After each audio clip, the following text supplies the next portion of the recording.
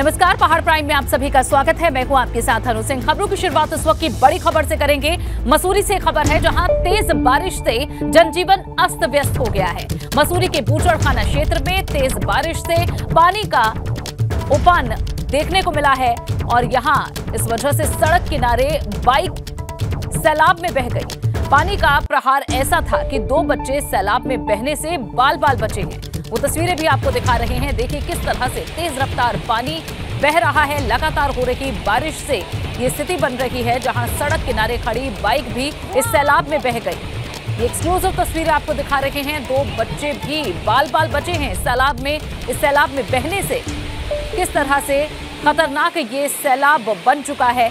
लगातार हो रही बारिश की वजह से पहाड़ों से ऐसी तस्वीरें अब आम हो चली हैं। मसूरी की फिलहाल ये तस्वीरें आप देख रहे हैं, एक्सक्लूसिव तस्वीरें, जहां भारी बारिश आफत बनकर आई है। सड़क किनारे खड़ी बाइक किस तरह से इस तेज सैलाब में बह गई और वहां मौजूद बच्चे भी बाल बाल बचे हैं। ये बच्चे भी सैलाब में बह सकते थे, लेकिन बमुश्किल ये बच पाए हैं। आप देख सकते हैं भारी भरकम बाइकें भी सैलाब में किस तरह से तिनके की तरह बह रही हैं। मौसम विभाग की तरफ से अलर्ट जारी किया है भारी बारिश का।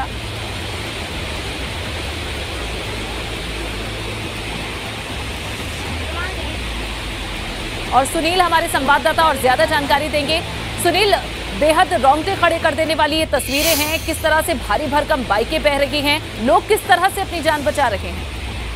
देखिए, अगर बात करी जाए तो यहाँ पर जिस तरीके से शाम के समय तेज बारिश हुई, उससे एक मसूरी के बूचड़खाने क्षेत्र में पानी का सैलाब यहाँ पर आ गया और उससे एक जो वहाँ पर सड़क किनारे बाइक और स्कूटी खड़ी थी वो पानी में बहती हुई नजर आई। वहाँ 2 बच्चे भी जो सड़क किनारे खड़े थे वो बाल बाल बच गए।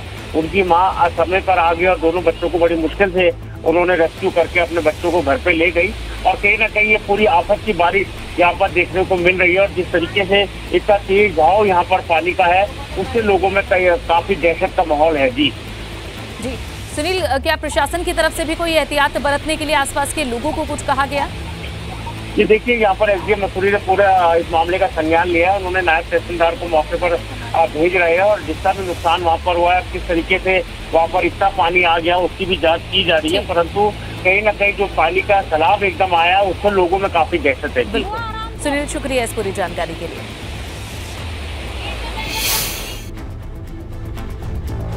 और अब खबर पिथौरागढ़ से, जहां टुड़ी गांव को जा रही सड़क पर भूस्खलन हुआ है। यहां बारमो के पास सड़क बंद हो गई है। साथ ही 5 परिवार भी खतरे की जद में आ गए। आपको बता दें कि टुड़ी गांव सीएम धामी का गांव है और किस तरह से यहां भूस्खलन हुआ है। सड़क पर भूस्खलन होने से बारमो के पास सड़क बंद हो चुकी है। साथ ही 5 परिवार हैं जो इस खतरे की जद में आ गए हैं। फिलहाल यहां प्रशासन लगातार नजर बनाए हुए है। 2 तस्वीरें आपके सामने मसूरी और पिथौरागढ़ की। किस तरह से बदले मौसम ने यहां लोगों की जान आफत में डाल दी है, ये आप देख सकते हैं। मसूरी में जहां बाइक पानी के सैलाब में बह गई, वहीं पिथौरागढ़ में भी लैंडस्लाइड से कई परिवारों पर अब खतरा बना हुआ है। जानकारी है कि 5 परिवार हैं जो इस खतरे की जद में आ गए हैं।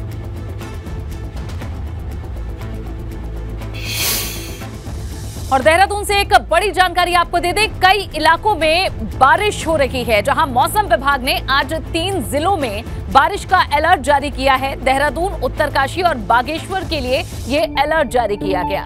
मौसम विभाग की तरफ से इन 3 जिलों के लिए अलर्ट है, जहां तेज बारिश का यहां मौसम विभाग ने अनुमान जताया है। पहाड़ी इलाकों में लगातार हो रही बारिश जहां कई खतरे पैदा कर रही है और अब मौसम विभाग ने आज 3 जिलों के लिए बारिश का अलर्ट जारी किया है। इसमें देहरादून, उत्तरकाशी और बागेश्वर के लिए अलर्ट जारी किया गया है। तीनों जिलों में अब तेज बारिश का अनुमान है, जिस बाबत प्रशासन भी सतर्क नजर आ रहा है। किसी भी तरह की अनहोनी तेज बारिश के बीच ना हो और अगर होती है तो इसके लिए टीम लगातार सतर्क रहे, ये प्रशासन सुनिश्चित कर रहा है। और देहरादून से एक और बड़ी खबर, यूके एसएसएससी की भर्ती परीक्षा में घोटाले से जुड़ी हुई ये बड़ी खबर मिल रही है। यहां मामले में एसटीएफ ने 6 आरोपियों को गिरफ्तार किया है। आरोपियों से 37 लाख कैश भी बरामद किया गया है। 2 दिन पहले ही सीएम धामी ने जांच के आदेश दिए थे।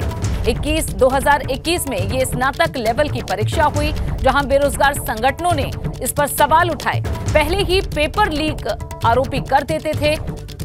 एक आरोपी जयजीत दास आयोग में ऑपरेटर का काम किया करता था, जहां इस मामले में सीएम की ओर से जांच की बात कही गई थी और अब इस मामले में एसटीएफ ने 6 आरोपियों को गिरफ्तार किया है और इन आरोपियों के पास से 37 लाख कैश भी बरामद किया गया है। 2 दिन पहले ही सीएम धामी ने इसमें जांच के आदेश दिए थे।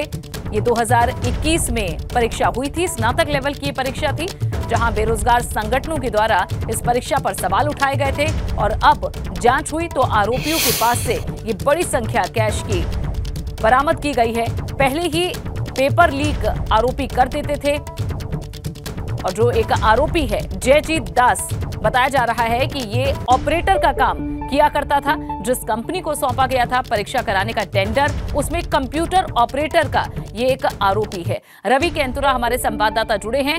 रवि, क्या और जानकारी मिली है? किस तरह से ये पेपर लीक कराया जाता था, कैसे ये घोटाला हुआ था? जी बिल्कुल अनु, देखिए ये बहुत बड़ा खुलासा है एसटीएफ का, क्योंकि मुख्यमंत्री ने खुद इस पर जांच के आदेश दिए थे और 2 दिन में ये खुलासा हुआ है। 6 लोगों की अरेस्टिंग हुई है और इसमें जो अभी तक जो सामने बातें निकल कर आई है उसमें एक कंप्यूटर ऑपरेटर है जिसमें मुख्य आरोपी बताया जा रहा है, क्योंकि जो आउटसोर्स कंपनी है उस कंपनी का एक कंप्यूटर ऑपरेटर था जहाँ पर पेपर छपते थे और ये बड़ी सफाई से जो पेपर के जो प्रश्न होते थे उनको ये चुरा लेते थे और उसके बाद जिन छात्रों से पैसे लिए गए थे उनको ये बता देते थे। बाकायदा एक दिन पहले उनको होटल के रूम में बुलाया जाता था और फिर दूसरे दिन परीक्षा केंद्र तक छोड़ा भी जाता था। ये भी जानकारी अभी तक निकल कर आई है कि प्रत्येक छात्र से 15-15 लाख रुपए इन लोगों ने लिए थे। और इसमें एक बड़ी बात यह भी है कि जो 6 आरोपी गिरफ्तार हुए हैं, इसमें 2 आरोपी वो हैं जो कि इस जो अभ्यर्थी थे परीक्षा में, और दोनों ही परीक्षा जो है इन पेपरों को लीक करने के बाद पास भी कर चुके थे। तो हालांकि अभी 6 लोगों की ही अरेस्टिंग इस मामले में हुई हो, लेकिन इस बात से भी इनकार नहीं किया जा सकता कि कोई जिस तरीके से उत्तराखंड अधिकृत सेवा चयन आयोग है, जो परीक्षाएं होती हैं स्पेशली उनको परीक्षाओं के लिए ही उस आयोग को बनाया गया है, तो उसमें किसी और की संलिप्तता ना हो। तो निश्चित तौर पर इसमें कुछ ऐसे बड़े नाम भी अभी सामने आ सकते हैं जो कि ऐसी संलिप्तता जिनकी इसमें हो सकती है, तो उस पर भी अभी जो एसटीएफ है वो आगे की कार्रवाई करेगी। जो 6 लोग गिरफ्तार हुए हैं वो बहुत महत्वपूर्ण है, जो किस तरीके से पूछताछ में एसटीएफ का सहयोग करते हैं और क्या क्या बातें जो है एसटीएफ उनसे निकाल पाती है। तो निश्चित तौर पर ये कार्रवाई अभी और बड़ी होने वाली है। बिल्कुल, इसमें कुछ और नाम उभर कर सामने आ सकते हैं। रवि, आप इस पर लगातार नजर बनाए रखिएगा। फिलहाल के लिए शुक्रिया। बढ़ेंगे आगे। दिल्ली में भाजपा शासित राज्यों के मुख्यमंत्रियों की प्रधानमंत्री नरेंद्र मोदी के साथ आज बैठक हो रही है, जिसमें अलग अलग राज्यों के राजनीतिक मुद्दों पर पीएम मुख्यमंत्रियों से बातचीत कर रहे हैं। इस बैठक में सीएम पुष्कर सिंह धामी भी मौजूद हैं। सीएम धामी ने बैठक में कहा कि उत्तराखंड को पीएम के सपनों का राज्य बनाने के लिए सरकार लगातार काम कर रही है। साथ ही जीडीपी हर साल 15% वृद्धि दर के जरिए अगले 5 सालों में 2 गुना करने का लक्ष्य रखा गया है। इतना ही नहीं, सीएम धामी ने विकास कार्यों और आगे के विजन की भी पीएम को जानकारी दी है।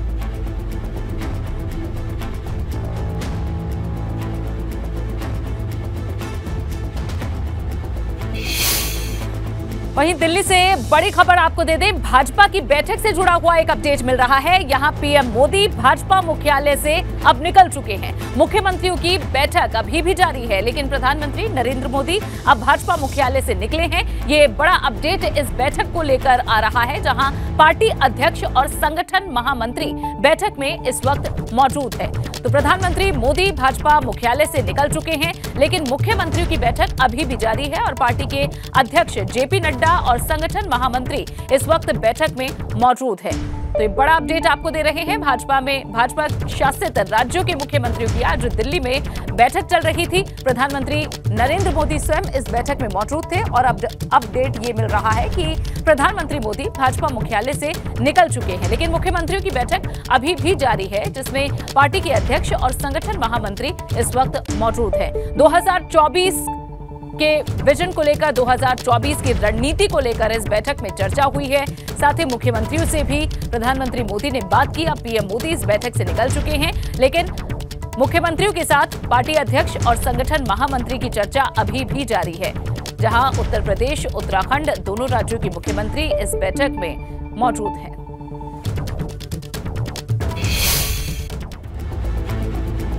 देहरादून में अवैध प्लॉटिंग पर बड़ी कार्रवाई की गई है, जहां कैनाल रोड पर पहाड़ काटकर अवैध यहां प्लांटिंग की जा रही थी, जिससे प्रशासन ने अब इसे गिरा दिया है।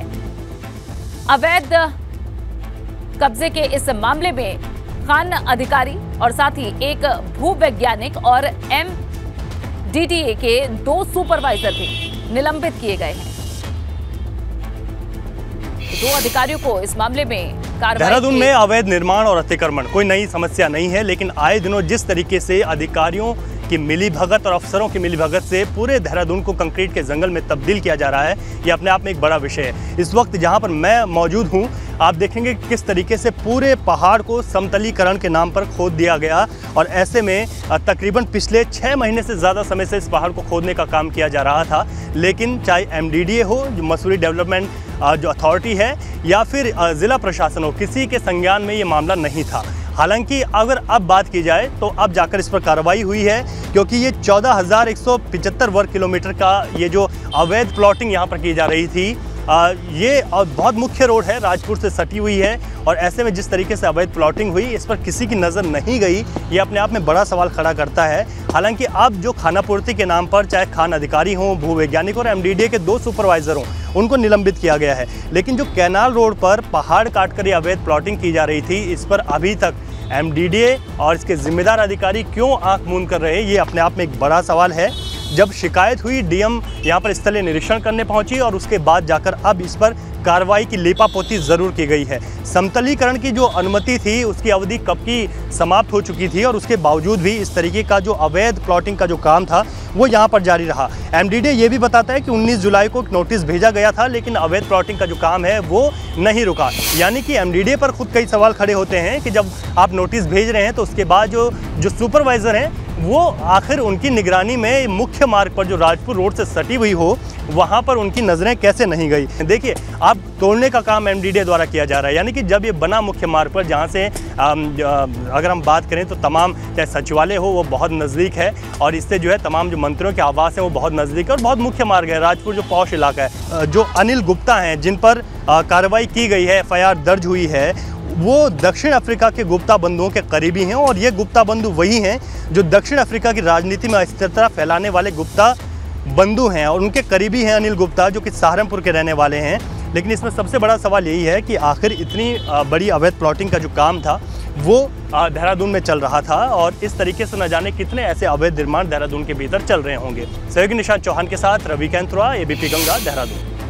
और चलिए अब खबरों में आगे बढ़ेंगे। खबर रुद्रपुर से, जहां कांग्रेस की एक बैठक हुई, जिसमें भारत जोड़ो यात्रा को लेकर मंथन किया गया। इस बैठक में उधम सिंह नगर जिले के पदाधिकारियों ने हिस्सा लिया।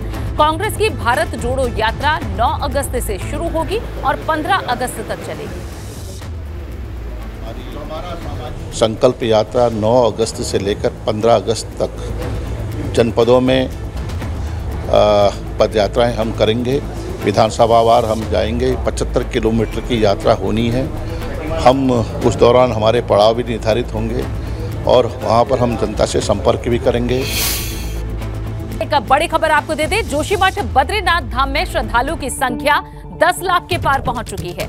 8 मई से लेकर अभी तक बद्रीनाथ धाम में 10 लाख से ज्यादा श्रद्धालु हैं, जहां 10 लाख से ज्यादा श्रद्धालु अभी तक दर्शन कर चुके हैं। आज 3150 श्रद्धालुओं ने भगवान बद्रीनाथ के दर्शन किए। साथ ही आज कल कांवड़ियों की वजह से भी श्रद्धालुओं की संख्या बढ़ी है। और अब खबर हरिद्वार से, जहां रेलवे स्टेशन से रोंगटे खड़े कर देने वाला वीडियो सामने आया है। ट्रेन में चढ़ने की जल्दबाजी में एक शख्स ने कैसे जान दांव पर लगा दी, देखिए।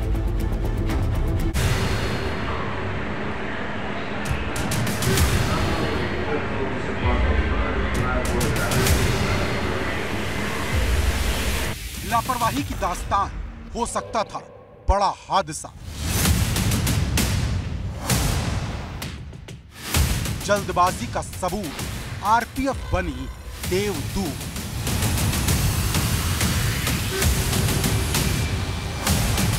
इन तस्वीरों को जरा गौर से देखिए। हरिद्वार रेलवे स्टेशन पर चहलकदमी है और आरपीएफ का एक जवान तैनात है। 20 सेकंड के इस वीडियो में जो होने वाला है, इसका अंदाजा शायद रेलवे स्टेशन पर खड़े इस जवान को कतई नहीं होगा। अचानक रेलवे स्टेशन पर हलचल बढ़ती है। एक शख्स दौड़कर ट्रेन में चढ़ने की कोशिश करता है और अचानक अनबैलेंस होकर नीचे गिर जाता है। तस्वीरें देखिए।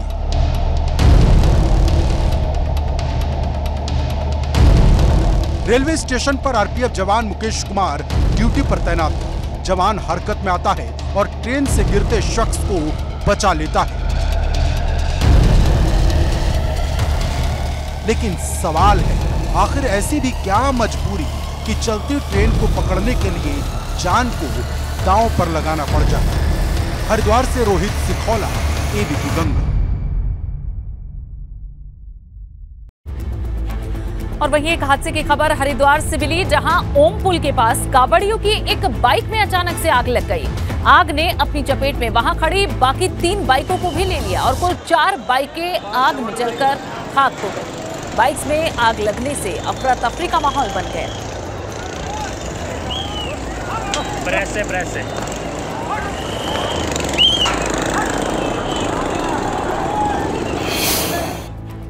रामनगर में विभाग संगठनों ने धरना प्रदर्शन किया। इस दौरान चमोली में हुई महिलाओं के साथ अभद्रता पर रोष प्रकट किया गया। केंद्र और प्रदेश सरकार के खिलाफ लोगों ने जमकर नारेबाजी की। दरअसल चमोली के हेलंग गांव में 15 जुलाई को पुलिस और अन्य लोगों ने महिलाओं के साथ अभद्रता की थी, जिसे लेकर विभिन्न संगठनों ने सरकारी वनों से जनता के अधिकारों को बहाल करने की मांग की है।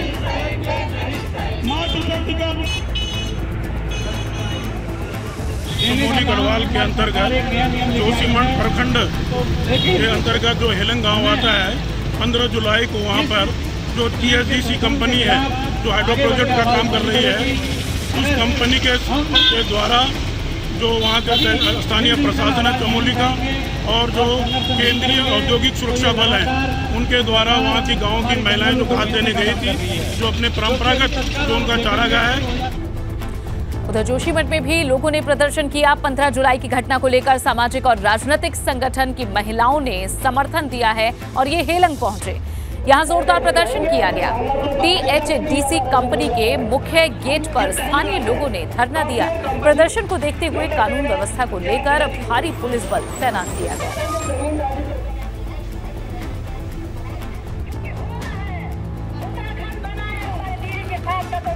और अब खबर कर्णप्रयाग से, जहां अपर बाजार में एक कार दुर्घटनाग्रस्त हो गई। अनियंत्रित गाड़ी सड़क से 100 मीटर नीचे गिरी। सूचना मिलने पर पुलिस ने मौके पर पहुंचकर स्थानीय लोगों की मदद से कार सवार 2 लोगों को रेस्क्यू किया है, जिन्हें अब कर्णप्रयाग अस्पताल में भर्ती कराया गया है।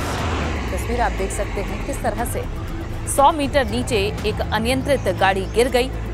जैसे ही इसकी सूचना मिली, तुरंत पुलिस मौके पर पहुंची और स्थानीय लोगों की मदद से कार सवार 2 लोगों को रेस्क्यू किया गया है। ये दोनों घायल हैं, फिलहाल कर्णप्रयाग अस्पताल में भर्ती हैं।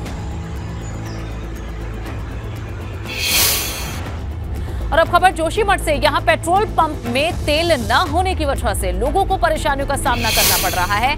पीपल कोटी से जोशीमठ तक दोनों पेट्रोल पंप पर पेट्रोल खत्म हो चुका है, जिसकी वजह से कांवड़ यात्रियों को काफी दिक्कत हो रही है।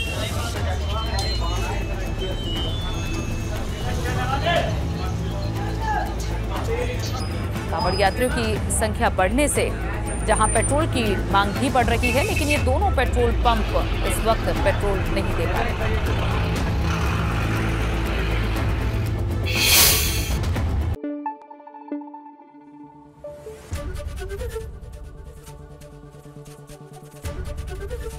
एबीपी गंगा, खबर आपकी, जुबान आपकी।